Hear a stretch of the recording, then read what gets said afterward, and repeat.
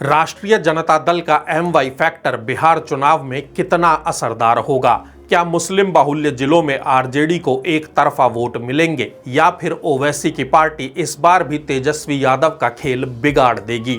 जन स्वराज पार्टी भी क्या मुस्लिम उम्मीदवार उतारकर आरजेडी की राह का रोड़ा बनेगी या फिर प्रशांत किशोर बीजेपी और जेडीयू की राहें मुश्किल करेंगे? बिहार चुनाव में इस बार फिर मुस्लिम वोट बेहद अहम होंगे।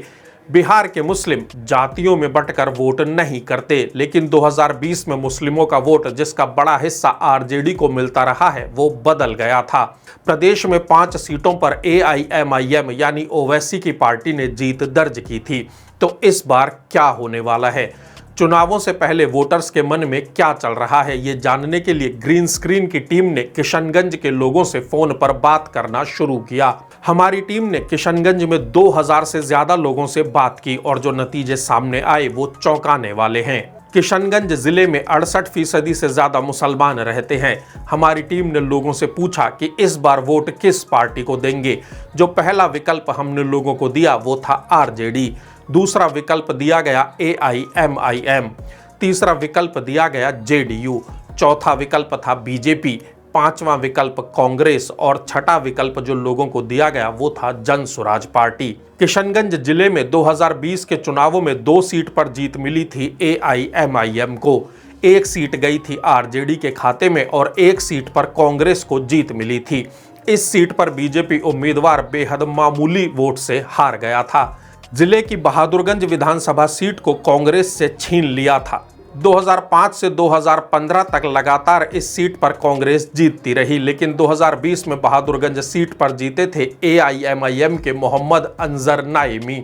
इस बार लोग नाइमी से गुस्से में हैं। उन्होंने जीत के बाद पार्टी बदल ली थी और लोगों का कहना है कि ओवैसी की पार्टी को ही वोट देंगे क्योंकि वो मुस्लिमों की बात करते हैं। 2014 के विधानसभा उपचुनाव और 2015 के चुनाव में किशनगंज जिले की कोचा धामन सीट पर जेडीयू की जीत हुई, लेकिन 2020 में इस सीट पर AIMIM के मोहम्मद इजहार असफी को जीत मिली। असफी को 36,000 वोट से बड़ी जीत मिली थी। 2025 के चुनाव में लोग फिर AIMIM को वोट देने का मन बना रहे हैं और असफी के खिलाफ गुस्सा है क्योंकि वो आरजेडी में चले गए थे। किशनगंज शहर सीट बेहद दिलचस्प है। इस सीट पर 2020 में कांग्रेस के इजहारुल हुसैन को मामूली अंतर से जीत मिली थी। जीत का अंतर महज 1381 वोट का था, जबकि दूसरे नंबर पर रही थी बीजेपी की स्वीटी सिंह। तीसरे नंबर पर AIMIM रही थी जिसने महागठबंधन के 32,000 वोट काट लिए थे। इस बार किशनगंज शहर सीट पर लोग आरजेडी को वोट देने का दावा कर रहे हैं और किशनगंज शहर सीट आरजेडी आसानी से जीत सकती है। बात करें ठाकुरगंज विधानसभा सीट की तो ये सीट 2020 में आरजेडी के पास थी। ठाकुरगंज विधानसभा सीट पर आरजेडी के सऊद आलम ने चुनाव जीता था। दूसरे नंबर पर रहे थे निर्दलीय गोपाल कुमार अग्रवाल। 2025 के विधानसभा चुनाव में भी ठाकुरगंज सीट पर आरजेडी की आसान जीत होती नजर आ रही है। बिहार का विधानसभा चुनाव किशनगंज जिले में काफी अहम होगा। यहां चारों सीट पर ओवैसी की पार्टी मजबूत दावेदारी पेश करेगी। यदि ओवैसी इन सीटों पर चुनाव प्रचार के लिए पहुंच जाते हैं तो आरजेडी का खेल बिगड़ सकता है। यदि जन स्वराज पार्टी इन सीटों पर मुस्लिम उम्मीदवार उतार देती है तो आरजेडी के लिए और परेशानी बढ़ जाएगी।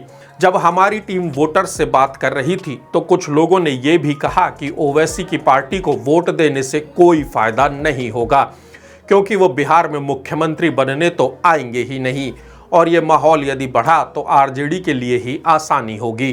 बंगाल से सटे किशनगंज जिले में बड़ी संख्या में लोगों के वोट काटे गए हैं, इसलिए यह मुद्दा भी आरजेडी के पक्ष में जा सकता है। ग्रीन स्क्रीन की टीम की पूरी कोशिश है कि आप तक चुनावों से पहले ही सटीक नतीजे पहुंचाए जा सकें। हम उम्मीद करते हैं कि आपको वीडियो पसंद आया होगा। प्लीज़ हमारे वीडियो को लाइक कीजिए, दोस्तों के साथ साझा कीजिए और चैनल को सब्सक्राइब भी करते रहिए।